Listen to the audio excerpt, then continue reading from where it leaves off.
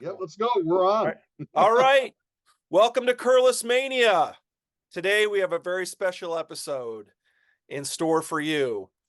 Got my good friend John the Music Nut is joining me tonight, and we are here. We have done a couple of episodes together on the Contrarians, and we got to know each other. And in fact, just to give you a little background, he was wearing that shirt that he's wearing right now on one of our recent episodes, and we started talking about Joni Mitchell like right away, just started getting right into it and talking about our favorites before the thing even started. Yeah, And so I said, "Man, John, we gotta." It's been in my head ever since. I'm like, I gotta get in touch with John, and we gotta do a Joni Mitchell video for my channel. got it. So sure enough, recently we got emails and back and forth, and we started, and it was like now it's happening. So I'm excited. I hope you are too. Happy New Year. This is the first video of 2024. How are you doing, John? I'm doing great. Happy New Year, Tom. Yeah, absolutely. It's good to be here. Um, Absolutely. good to be looking at another year. So we are here tonight to talk, as I said, about Joni Mitchell.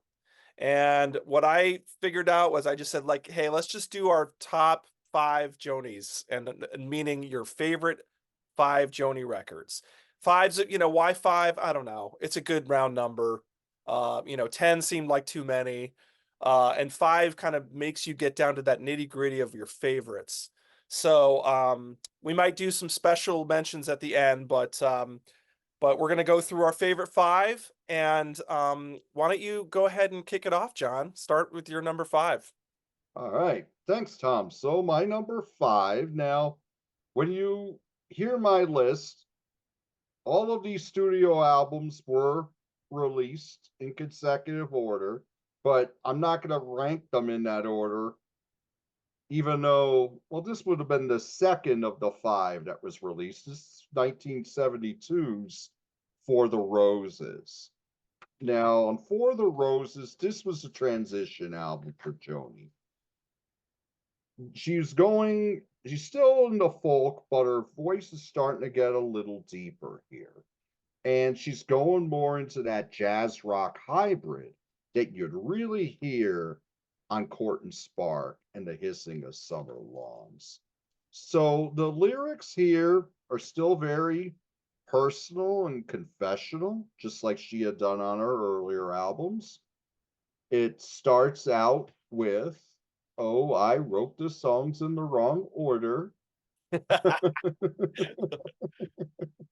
So let me just bounce around here. No Okay. problem. Because I can't read these anymore. Yeah, the font is so small on that. It's ridiculous. Exactly.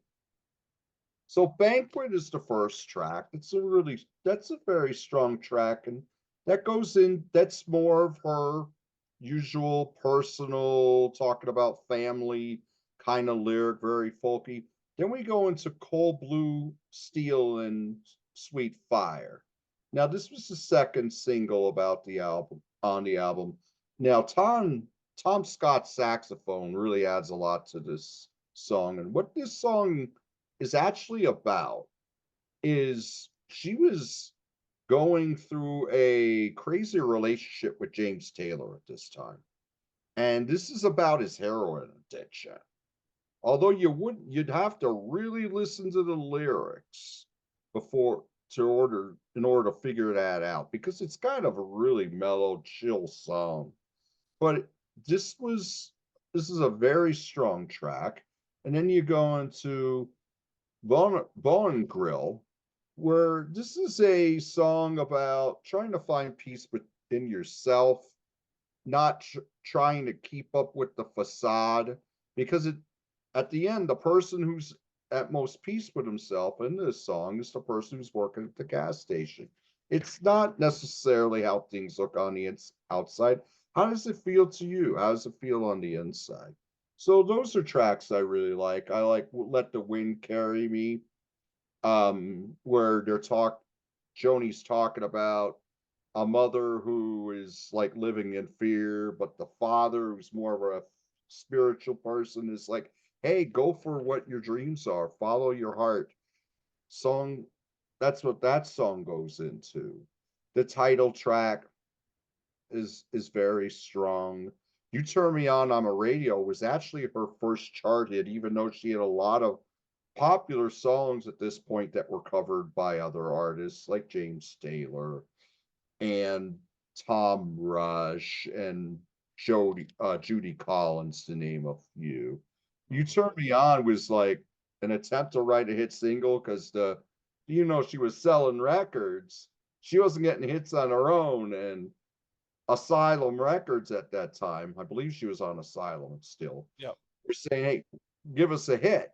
So she wrote, You Turn Me On a Radio. So, and it went to number 25 on the Billboard Top 40. But that's a very good song. Electricity's very good. Judgment of the Moon and Stars is an excellent closer. Lesson in Survival is very good. But yeah, very strong record. I would actually give all these records a 10 out of 10.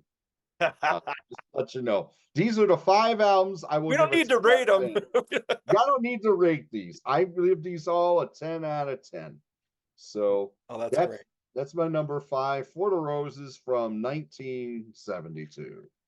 I love it. I love it. Yeah, I had read the story that, David Geffen had said to her, "Can you try to write a hit? Like, can you just Right. make an effort to get something on the radio?" And I Mm-hmm. love that song. I think it's a great, great single. Right. Yes, Great single. absolutely. Love it. Okay, well, my number 5, I'm gonna start very speaking of contrarian, I'm gonna start very contrarian. People might be like, "What are you talking about?" But I've always had an affection for Dog Eat Dog. Nice. My number 5, 1985. This is Joni getting into the 80s, and, it's funny because I have a buddy of mine that we talk about this all the time, that one of our favorite records from Joni is Dog Eat Dog, and it's, like, not one that people pick Right. because it is very 80s. It's extremely 80s, 80s production, and people don't seem to like 80s production anymore. Um But man, I mean, I have some notes here. I wrote that, hey, yes, it's 80s production, but Joni just sounds amazing on this record. Her vocals sound awesome. She sounds very energized. Um, I think that people didn't like it as much because she's talking a lot about the outside world. She's not talking as much about herself. Um, Right. she's kind of lashing out and I mean, I was living during that time. I mean, I remember it was a very conservative time.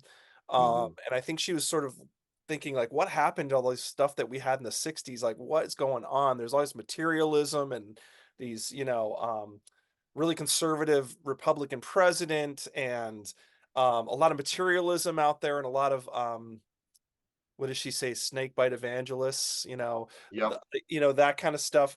Um, so, I just love some of these songs. I mean, I love Fiction, I just love. I think that's a great track. She's doing a Mm-hmm. lot of layering her vocals on this album, and it's very rhythmic, and I love that. I love her guitar playing is very rhythmic, and so are her vocals sometimes. And she'll just track herself and do a bunch of different vocals, and it just has this really rhythmic back and forth thing. It's really cool. She does that a lot on this album. Good Friends is the lead off track has Michael McDonald on it. I mean, how much more 80s can you get than that? Oh yeah. But he sounds good on it, and, I love Tax Free. 3 Great Stimulants, I'm not as excited about, kinda goes on a little too long, and it kind of is a little bit on the I don't know, the lyrics are a little heavy.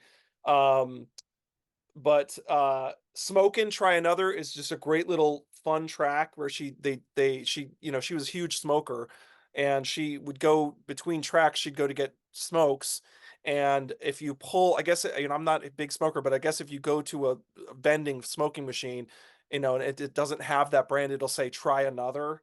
Empty, try another, and so they looped her pulling the thing on the and it's you hear, like, this loop, and it's like a cool loop, but it's the actual cigarette machine, so it's just really fun track. Um, Dog Eat Dog, the title track I like quite a bit. Shiny Toys, I think is really fun track, talking about materialism in the '80s. Ethiopia, obviously, that was something that was on everyone's mind at the time too, trying to but God, it's such a, I love the vocals on that track. Again, I just think Ethiopia is a great track. And Impossible Dreamer, I love. Lucky Girl, it's okay. That's an all right song, but the highs on this I just think are very high. And I love I mean, I know it's cheesy 80s, but I don't care. I love the songs and I love her performances on this record. So that's my number 5, Dog Eat Dog. Excellent. I've yet to take that deep dive into her 80s music. Um, so I've never heard of Dog Eat Dog record. Oh man. So yeah, so but how you just sold it, now I'm interested in the fact that it's more topical. Yeah.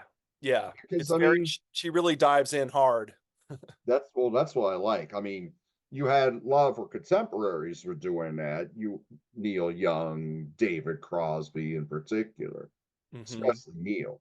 But to hear that she was doing that as well during the 80s, where you had it was a very interesting time musically, very interesting time socially. So yeah, that's Yeah. definitely something I'm well, eventually I'm gonna buy all these bad boys, but yeah, it's coming. It's coming. It's a dark horse for sure, but I enjoy it. I thought she did the 80s pretty well actually.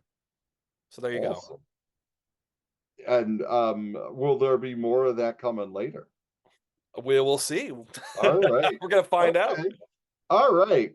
Well, my number 4, now this is my turn to be contrarian because a lot of people would have this number 1, Blue from 1971. Why am I saying contrarian? This is the album that's Rolling Stone in 2020 listed as their number 3 album of their 500 albums of all time. I love this album. It is the ultimate singer songwriter album. As far as like a confessional album, you can't beat this. Um, excuse me. Your song wise, you can say it's her best. What the only reason, excuse me, I like when she branched out more musically. Mhm. So you could probably figure where I'm going to go with my next 3 picks. And on this record, she was singing still at a really high register at times. And I thought that when her voice was really um, getting a little deep on a deeper timbre, and it was starting to age well from like the Court and Spark record forward, that is where I thought she sounded awesome. To me, that is the sweet spot. And I'll get into that more as we go on. But this album, it is fantastic. It deserves all the accolades that it gets. I think, and it has a universal feel too. It's a breakup record. Right. It's a universal feel. Mhm. So something that's so universal is something that anyone can relate to. Is this the first album you should buy? You could definitely start here. I mean, you can't go wrong with Blue. Another reason I think this album is so successful and I think gets a lot of respect and accolades is who she's singing about. Yeah, of course. Yeah. Right. And I'll get into this a little bit. Now, all I want is all I want's a love song, very personal lyric. This is about James Taylor. We'll get more into that as we go on. Now, My Old Man, which is very piano led, you're thinking she's singing about who's this old man? Well, the old man that's playing the harmonica on here as well is none other than Graham Nash. And when she was writing songs for this album, she had left Graham and then she was seeing James. And there's something else going on here in between. Little Green, this was something she wrote in 1966. She wrote this about having to put her daughter up for adoption because she didn't have the funds to raise a child at that time. So this was a song that was it was a tribute to her, and then they reunited. They met again in the late 90s. Carrie, that's more upbeat. That's about Carrie Raditz. That's someone that she met on the Greek island of Crete, and she had a little relationship for a little while. So that's a really cool track. Blues, more reflective, very somber, piano led. This is about James Taylor, but it's not in a positive light like All I Want Was. This is more in the negative, certainly. Then we go into California, and that song is one of her more famous songs, very folky. She does sing in this really high voice at times that which I'm not the biggest fan of, but I can see why a lot of people would. It's just a straight up great folk song. It's a classic. It is awesome. This Flight Tonight, which was later done in a hard rock version by Nazareth, is a really cool tune. This is it is more faster paced, and Nazareth actually made this song pretty famous to the point that one time when Joni was playing this song, she was opening with this song. She goes, "I'm going to start with a Nazareth song now." So she really liked what Nazareth. She really liked what Nazareth did with this song. River is more known these days as a Christmas song, even though it's not really about Christmas. She wrote the song at Christmas time. So it's a very visual song about what's going on. And the fact that part of the piano line, you can hear jingle bells in there. Right. Very reminiscent. Very beginning of it. Yeah, right. Yeah. And towards the end as well. Okay. Case of You and The Last Time I Saw Richard, they're both outstanding Oh, songs. They're more so good. reflective, especially Last Time I Saw Richard, which is beautiful track. But yeah, awesome album here. Blue, this is my number 4. You want to go 1? No argument here. Classic. Like you said, 10 out of 10. Yep, I absolutely. can't argue. I can't argue with it. Um, Mhm. okay. Well, and it's interesting. I did hear River quite a bit this Christmas. I heard that song a lot, and it's like all these different versions of it. There's a lot of people have done versions of that song. Yes, it has. It's Yes, they have. interesting. It's really become a Christmas perennial song. Um, so anyway, okay, on to my number 4. My number 4 is Night Ride Home from 1991. Nice. Um, this album has a special place for me because I was so far away from this kind of music when I first heard this. I was listening to, I mean, it was 1991. I was really into like Jane's Addiction and Smashing Pumpkins and Alice in Chains, and Me too. I was in grunge land, man. I was like loving all this heavy, edgy music.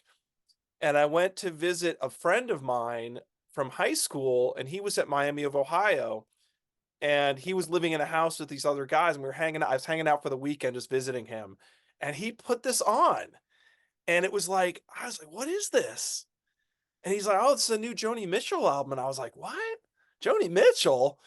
And it's just caught my ear, and it was like one of those things where you're like, "Man, what is this you're playing?" And it was just so different from what I had been listening to, but it was so well done, and I just loved it. So I went out and bought it immediately. Then that week, I went out and found it and bought it, and I just ever since I've loved this record. I don't know what it is about it. It's just Nice. it's a great, again, it's, I must like Larry Klein a lot because this was her when she was married to Larry Klein, and he was Okay. playing bass, and he was doing a lot of writing with her, and he was Mhm. he was doing a lot of production as well, I believe, arrangements.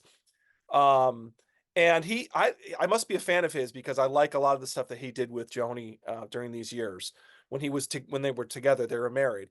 So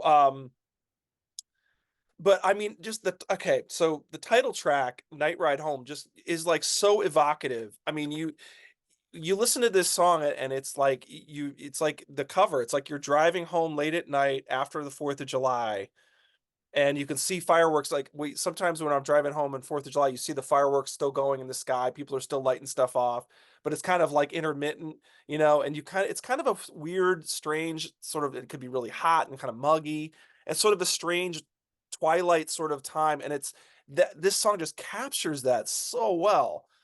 Um Passion, I mean, all the songs on here, I don't think there's any. I mean, maybe the only one I really don't love is Ray's Dad's Cadillac, which is kind of near the end. It kind of fades a little bit closer to the end, but Passion Play, When All the Slaves Are Free, Who Are You Gonna Get to Do the Dirty Work When All the Slaves Are Free? Great lyrics. Cherokee Louise is a song about a friend of hers, I believe, that was from Canada, who had like domestic violence, and it's really very I mean, you listen to the words in it, it's very heavy and very touching. Um but I guess they would get together and they would find this place and they would go to, and it's, again, the lyrics are very evocative, and I just love, Cherokee Louise. I mean, just such a great, so well done, so well sung and produced. Everything for Nothing, and she does a lot of this rhythmic singing that I was talking about before on Dog Eat Dog. She does more of that here as well, which I just love, eat it up every time. Come In From the Cold, she's got some a couple of people that are guesting on this record, and one of them is David Bearwald from David and David. Oh, Uh, welcome to the Boomtown. Okay. Welcome, exactly, right, and he does, I think it's Nothing Can Be Done. He's like another vocal on that song, and they just sing so well together. And it's just fantastic. So, Only Joy in Town is again, the last 3 songs are where I kind of go, okay, not quite as strong as the first half, but still good, still very good. And I just have to say, this is just for some reason, this is one of my favorite records of hers.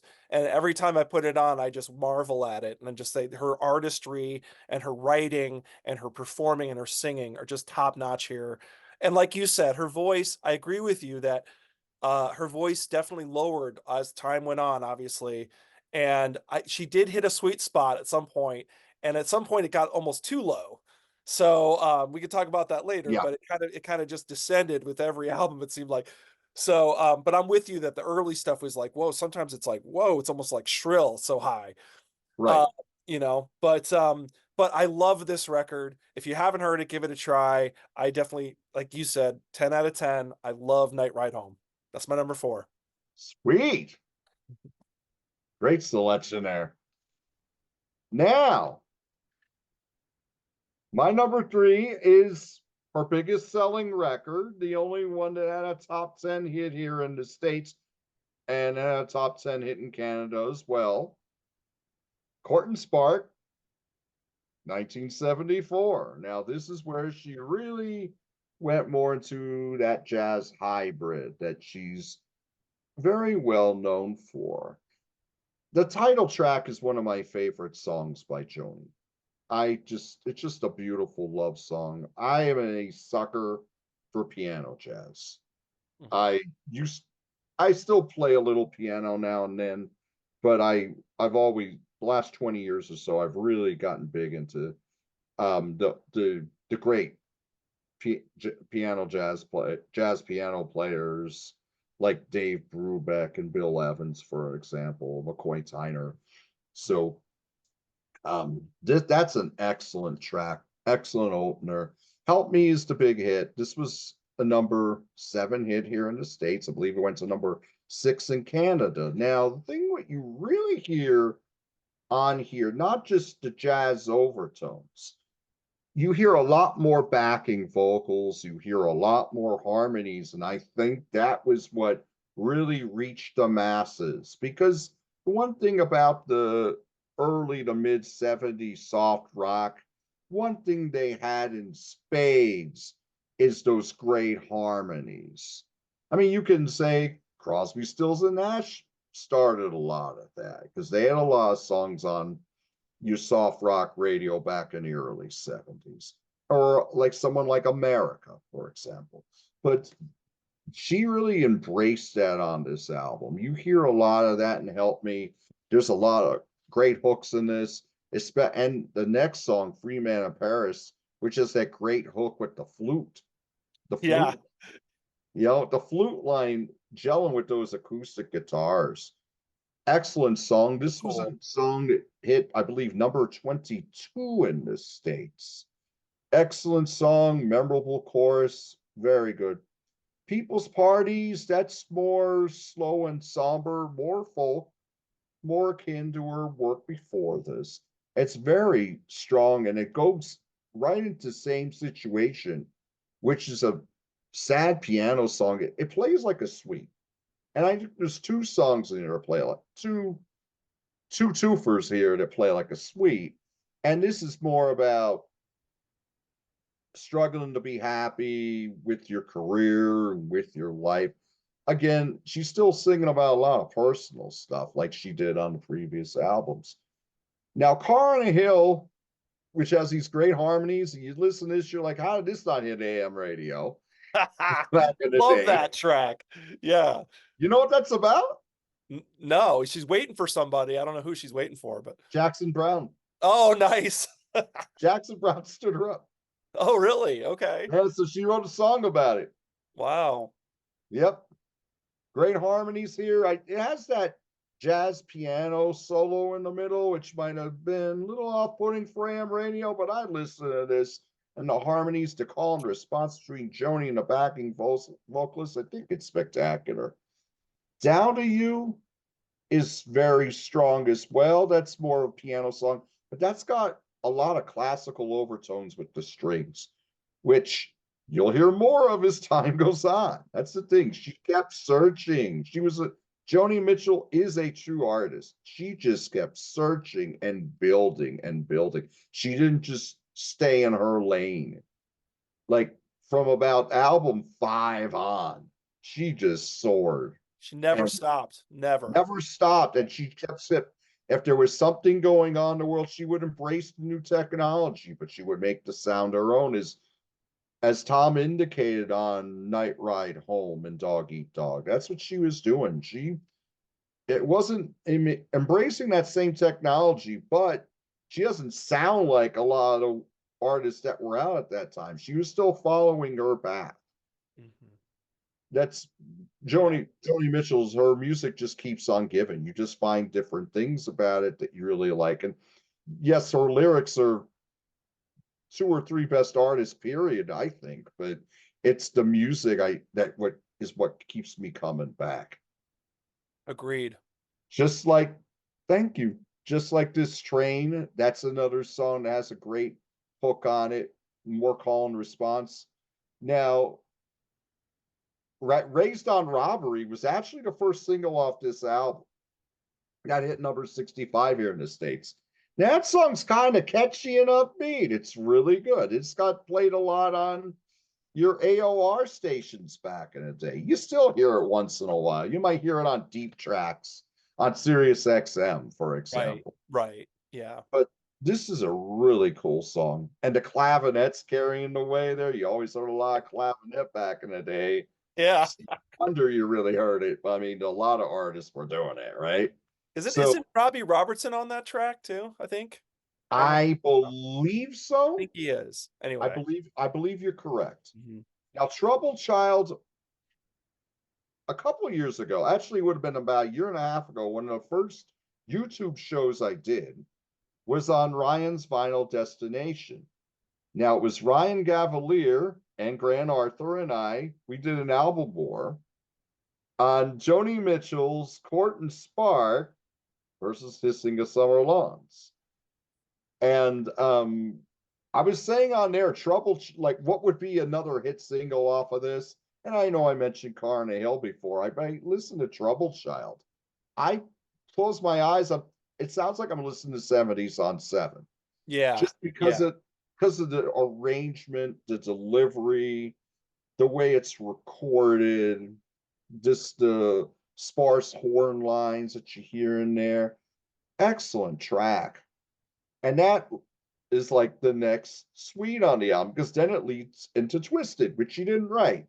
but it's got this really bouncy, jazzy feel to it. It ends the album on this bright note. Amidst a lot of somberness, it ends it, with this hopeful feel on. I mean, just a great closer on a spectacular album. My number three, Court and Spark, Nice. 1974. Thank you. Nicely done. That Thank and does and you. I always think of, like, what you said, Cheech and Chong are on that track, aren't they? You know? I She's did, crazy, man. She's twisted, man. She's crazy. yeah, that's right. That's right. You're right. Yeah. It's but I love I that how it said ends. 74. It ends on that jazzy kind of, my analyst told me that I was right on. I mean, it's just like that kind of like, Out of like you my said, head. cool that it ends on an upbeat note like that. So Hmm. I'm just gonna repeat a bunch of stuff you just said because my number three is Court and Spark. Um, Nice. finally That getting original. finally getting into the 70s. Is that original vinyl? I think it is. Yes. Sweet. Yeah. And That's this is neat. actually my sister had this record when I was growing up. So this one's very close to my heart because I when I was little she was playing this album. Um and I have very early memories of her playing, Help Me and Free Man in Paris. So it's just very close to my heart. Grew up with this album essentially. It's probably what got me into her in the first place. Nice. But I can't really you nailed it. I mean, I can't really say that much more. I just think the songs are just fantastic. I would say that, her writing is just A plus, and she's also this is kind of the first flirtation with sort of jazzy instrumentation, maybe, possibly. I mean, she did a little bit on For the Roses, but it kind of really blossomed Yes. here, with Tom Scott and the LA Express, Yes. playing behind her, and really in a perfect way. I mean, they just nail it. It's just perfect. I mean, like you said, these are great songs, and they're just kind of augmenting them. I love People's Parties. I mean, People's Parties is just so Mhm. good. Mhm. Um, I love how she does little character sketches of everybody at the party, you know, Yes. and everyone can relate to that where you're at a party and you're kind of looking around, you're like, who's here? Photo beauty gets attention and there's Eddie in the corner, you know, it's just all these like people that she's looking around at the party and she wrote a song about. I just thought that was so cool. Um, and I love, just Car on a Hill, like you said, is just what a great track that is. I Yeah. can't like I couldn't agree more that I can't believe that wasn't a hit. That could have been a single easily. Um, just like This Train is another one that really touches me. There's something about that song. I saw her perform it on YouTube, just solo on a guitar, and it was just so affecting. I mean, just her by herself playing it and singing it. It was like, oh, that song is just so good. And I had to like go back and listen to it on this again just to remind myself how good it was. So anyway, we don't have to flog a dead horse here. It's an excellent record. Uh, I can't say enough about it. 10 out of 10. I agree. Number three, Court and Spark. Nice. All right. My number two. All right. I'll just let you know if you'd like a shirt like this or a lot of other cool shirts, go Mhm. to tpublic.com. Oh yeah. They make the t-shirts for the Contrarians where Tom and I met, Mhm. and we've been doing some shows together. They also do shows for a lot of the shows that I'm sorry, a lot of the t-shirts that came out of shows that came out of Contrarians, like Grant's Rock Warehouse, Tim's Final Confessions, Grab a Stack of Rock, and several others. So, Awesome. yeah, this is awesome too. Oh God, talk about awesome. 1976 is Jira, Joni Mitchell. Now, this is a jazzier record, but interestingly, there's nothing written on piano here because she wrote these songs on the road. She wrote these songs on various trips that she was making in late 75 and early 76. What you really hear on this album, and you hear some on the next album, but a lot on this album, is Jaco Pastorius and that wonderful fretless bass of his. That brings a new dimension to these songs. And what Joni was doing at this time is she was making albums that had those large jazz overtones, but up until here, she wasn't really making them with jazz musicians. And then she started going full throttle into that with this album, the next couple albums that would end out the 70s, and the wonderful Shadows and Light live album. I mean, I don't know if you could find a better band around to play on an album like to play on a live album like that. So killer. Insane. It's amazing. But his year is awesome. Now, Yeah, so good. speaking of your Robbie Robertson references, the opening track, Coyote, was the first single, and she played that song at the Last Waltz, the original band's last show on Thanksgiving in 1976. I believe that was at Winterland in San Francisco. But yes, she plays that on there. The single didn't do really well. This album did it. She started to lose her fan base a little bit with this and the album before that. I mean, the people who really like this sound were all in, but I mean, like the people who liked her more for her folk stuff. Like the album went gold, it went to number 13, but it wasn't that lights out #1 album like you Right. with Court and Spark. Mhm. Amelia is a beautiful song. This is a song that David Crosby later covered on his Sky Trails album, the late great David Oh, Crosby, okay. who produced Joni Mitchell's first album, Song for a Seagull. And this and a few other songs on here are about her relationship with John Guerin, who was her drummer. And this Amelia was just a false alarm. It's talking about the relationship falling apart. But it's a beautiful track. Gorgeous.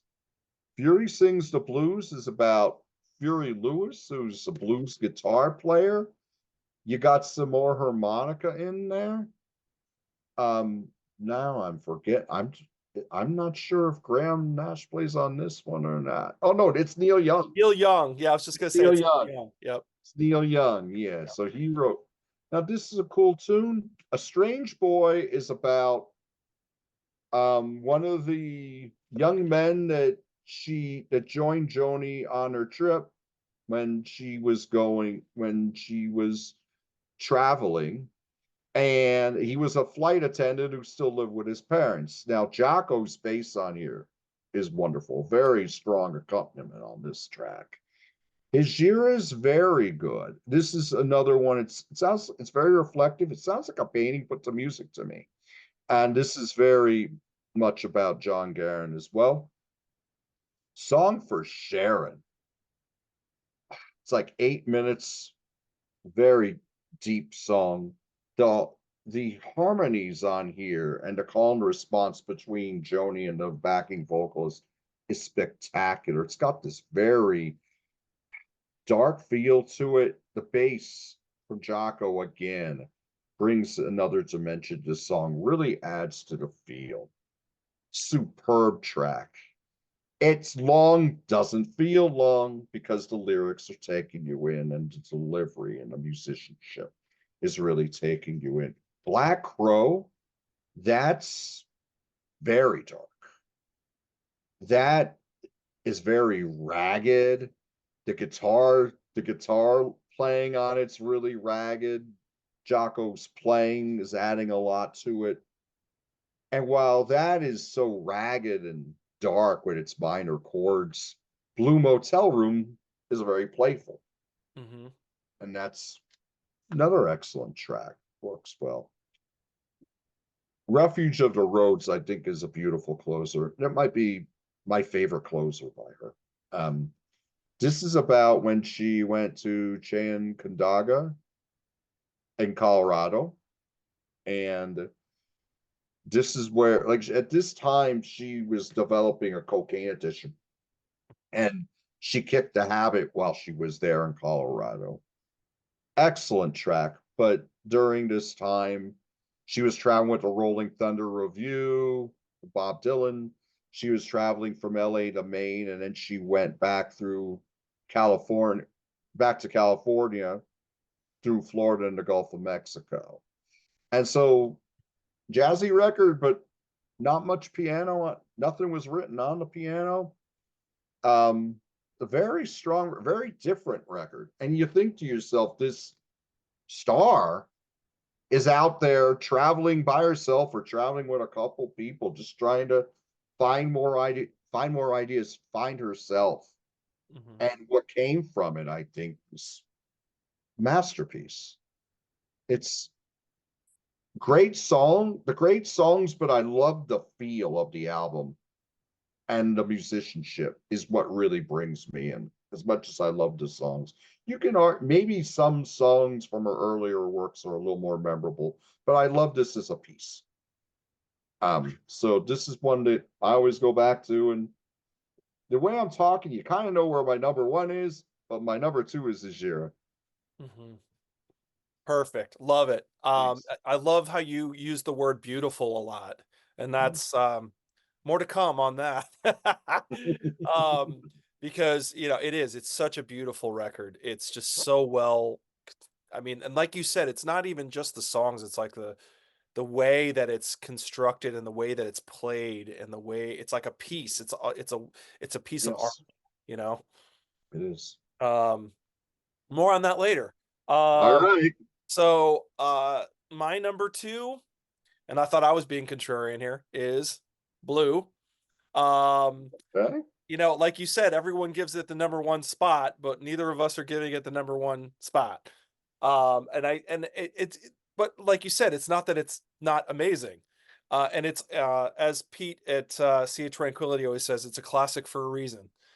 Um, That's true. it's and I love your analysis of how it's in of course a lot of people loved how personal this was. I think that's what, and I agree with you 100% that that's why this album resonates so much, is that people love the personal, ultra personal songs on this record, because she really doesn't hold back at all. And you have to give her excuse me, you have to give her kudos for just bearing her soul 110%. I mean, not holding back one bit. In fact, I think it was Chris Christopherson said, "Hey, Joni, man, you gotta leave something for yourself, man. Yourself. Yep. Man, you're almost being too personal. It's too much." Yep. Um, but you're right. It's interesting how I was thinking about that when I was preparing for this episode, and I thought, what songs are about who? At this point, they're like you said, it's some are about Graham, some are about James. It's like, what's going on? What is Yeah. this? It's all over the place with who she's singing about. It's like because she had just broken up with Graham, I guess, and then midway through, like you said, midway through the album, and then immediately was with James Taylor pretty fast. So, Mhm. um, but anyway, the songs again, it's the songwriting is impeccable.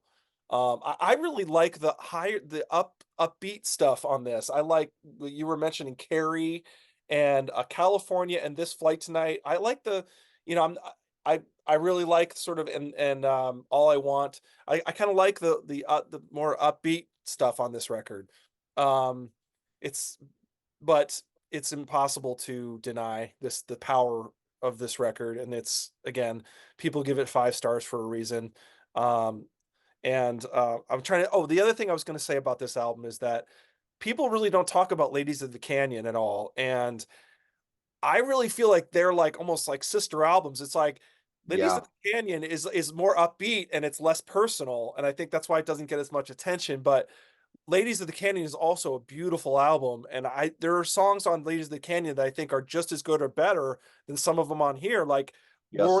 Morning Morgantown, um, and I love and Ladies of the Canyon, the title track I love, and there's one other one, Conversation. There's a couple songs on that album that I think are just almost better than some of on here, which people are like, what blasphemy, but that's the way I feel personally. So anyway, enough of that. Number two, 10 out of 10, Joni Mitchell, Blue.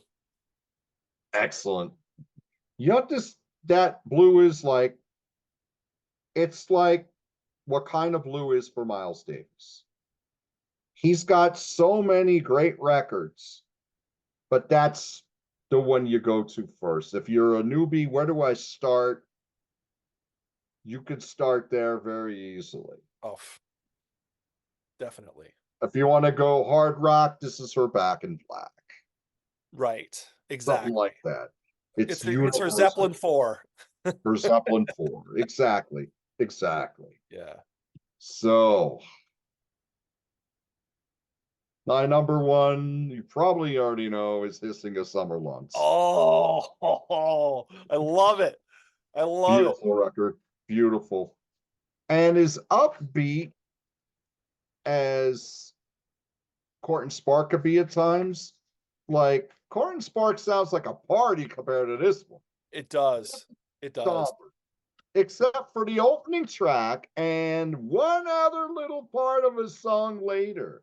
Now, the only single off this, and this came out in 1975, it hit number 4 on the Billboard Hot 200 top 200 album charts. This coming after it's coming after Court and Spark and Miles of Isles, I believe, came out in between here, the first live album. So there was only one single off of this album, and that was In France They Kiss on Main Street, only hit number 66.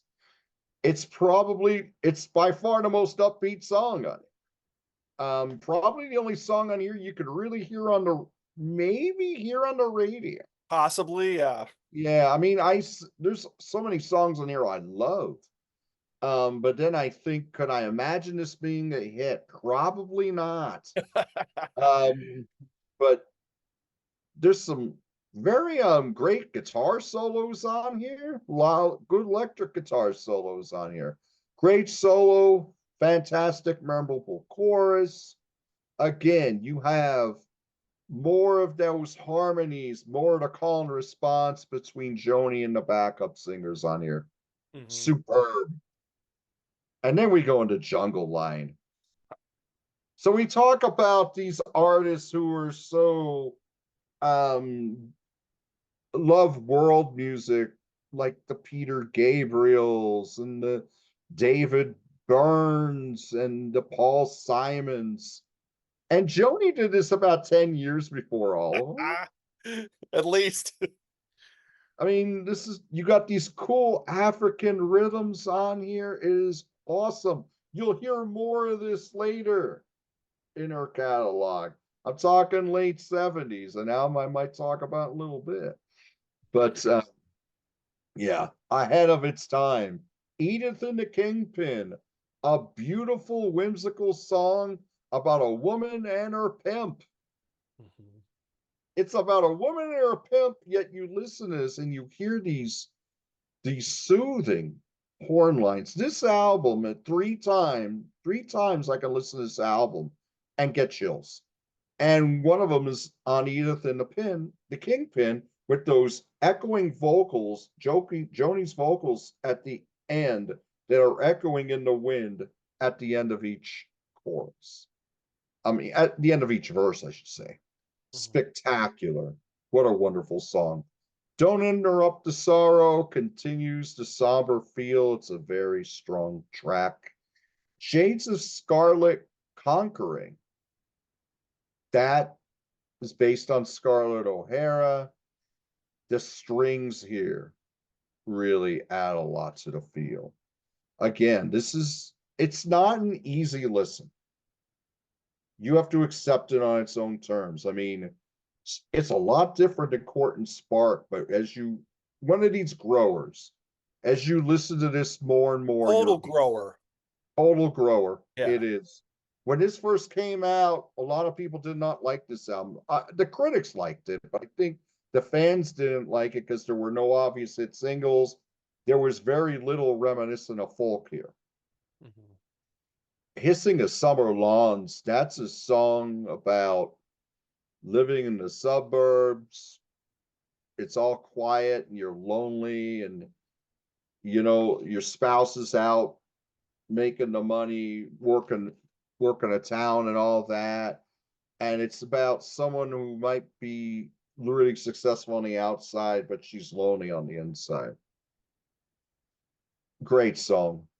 The Boho Dance, another beautiful song where the horns work so well. I mean, another one that'll bring you chills. It's an excellent track.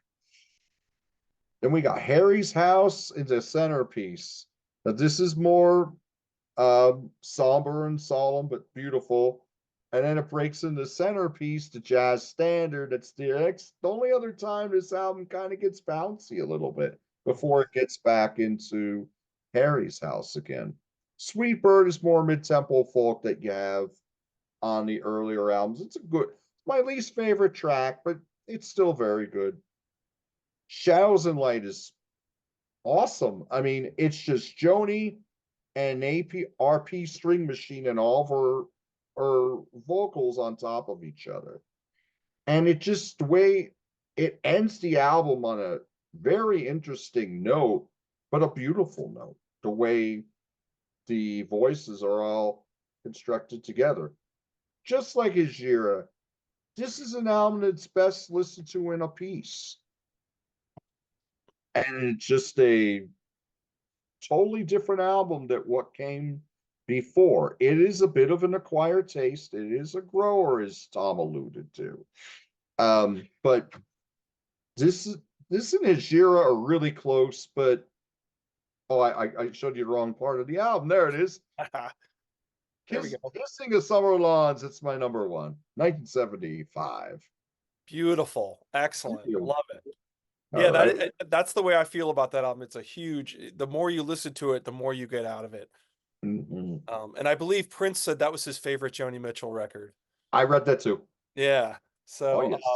yeah, so more about that for me later, but my number one has to be Hijira. Okay. I can't deny the power of this. And you talked about getting chills. This album gives me chills. I mean, this is Mhm. multiple songs when and I couldn't agree with you more that it's one of those albums that you listen to all the way through. And really I never feel the need to. It feels just so organic.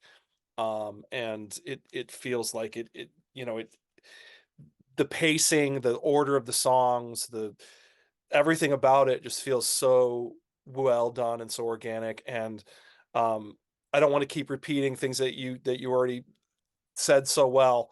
Um, but I'll just look at my notes. So basically, I'm going to call this the apex of her sort of jazzy period in my opinion. I call this the sweet spot. um, because in my opinion, after this, she went a little too far with like Don Juan's Reckless Daughter, and it Okay. kinda got a little crazy and out of whack. Excuse me. Um, and not enough melody. It was too much jazz going on and not enough melodies and songs. And But this is perfect. And Jaco Pastorius is, I mean, I discovered Jaco Pastorius on this album and then went and started listening to Weather Report and his solo record and things like that, because I was like, who's this on bass? Who is Yeah, this? I have those records too. They're wonderful. That's what started me on that journey, which I'm really Nice. psyched about. I mean, it kind of got me on the whole, like I said, music is an ocean, and you can be like, hey, what's over there? What's over there? I mean, it just never ends. It's just, Mhm. you find other things by listening to albums, and this was the start for that. Mhm. Um, and his Jaco Pastorius is just fantastic on this album. It's unbelievable. It's like another voice. Yep. And I know that she said she was looking for a bass player like that. She kept saying that she was telling bass players like, "No, I don't want you to just play root notes. I want you to play something different." And people would rebel and say, "What are you talking about? I don't know what you want." And so finally somebody said to her, "Hey, there's this really weird bass player down in Florida. You might want to look him up. His name is Jocko. Check him out." And she was Yep. like, "Okay." So she sent for him, and sure enough, he was perfect for her. And yeah, I mean, you did a great job with the rundown on the songs. I Thank you. really love Coyote. I mean, it starts out and she says, "No regrets, Coyote," and you're like, I'm in immediately because it's like, well, no regrets about what? I mean, just Mhm. it's such a and she does it in the last waltz, like you said, and she was worried that the band wouldn't be able to play it well. Because she's like, Coyote, could they do that? And sure enough, they did pull it off, but it They is a did. tough song to do. Mhm. Um, but Amelia is just again chills with Amelia. Certain parts of that song just I don't know what it is. It just gets to me. Um, and then Hajira, the title track, "Song for Sharon," as you mentioned, is just fascinating. I get so pulled into that song. She's talking to her friend, her young friend, and talking about wedding dresses and wanting that wedding dress so bad when they were 10 years, 12 years old or something. Mhm. Black Crow is another just fan. Like I love the rhythm. Joni is such an underrated rhythm guitar player. Yes. She can do so much with just her and an acoustic guitar or her and an electric. Just sounds so good. And Black Crow, I'm like that Black Crow flying. She was like you said, she was traveling all over the place. I think she felt a little unmoored because she was kind of escaping from things. And this Mhm. whole record was her escaping from a relationship, from her, whatever it was. And so, I'm like that Black Crow flying, just going all over the place, not with a destination. And she what was I gonna say? I lost my train of thought, but anyway, I love Black Crow. It's an excellent song. I was going to say, this is what I was going to say, was that you had mentioned that there are no piano songs on this record, and she had said that it was because she was traveling, she was in Yep. cars, and she couldn't, so she Right. just had an acoustic with her, and she just that was it. It was all guitar songs, Mhm. and I love her guitar playing, so of course I'm going to love this. And then, as you said, Blue Motel Room is a beautiful jazzy mellow song, and then it ends with Refuge of the Roads, which is just perfect way to end the record. Mhm. um, yeah, well, I'm repeating stuff, so I'm just gonna go. Love this album to death. Number one with it with a bullet. Uh, Hijira, awesome, Excellent. All beautiful right. record. It absolutely is. And one day it may be my number one. I mean, like I say, they're like neck and neck for me. Yeah, it's like yeah. And I will say, okay, so that takes me to our special mentions, which I said we were going to do. And this I was struggling with hissing a summer lawns. I mean, it was in the mix. I was struggling. I was like, where am I going to put it? Where am I going to put it? And because I don't know, but it's number one in the special mentions because I was like I couldn't place it, and but I wanted to so bad because I agree with you. There's some great stuff on that record without a Yeah. doubt. And you mentioned Ladies of the Canyon. Yes. Would be the one that would be one of the two that was really close for me, just because the songs on there are so stellar. And she had recorded some of the songs that she had already had hits with other artists on there. She Right. had the original her version of Woodstock is on there, I believe. Yes. Yep. And Circle Game, right? And Circle Game, which Tom Rush made a folk classic. That's a Mhm. wonderful album too. Yeah, Circle. that's really good. Yeah, Yeah. I mean, I again, she's such a great artist. I had problems leaving things off. I mean, it was hard to get it to five. I also love the debut. I just there's something about the debut that I love. I mean, it's very like you said, it's David Crosby produced it, and he apparently tried to keep other people off of it. He just wanted it to be just Joni, and he Yes. he said if I did anything, at least I kept it pure Joni. Hmm. And there's something about those songs and Nathan Prenier or the whatever the is that what it's called, late Nathan Lafreniere, I believe so. um, and Michael from Mountains, and Hmm.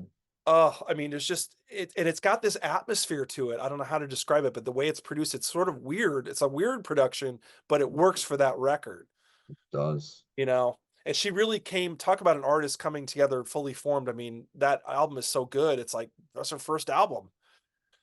Fantastic. Absolutely. Mhm. I actually really like Don Juan's Reckless Daughter. Do Yes, you? it is out Okay. there. But yet it's more jazz, definitely.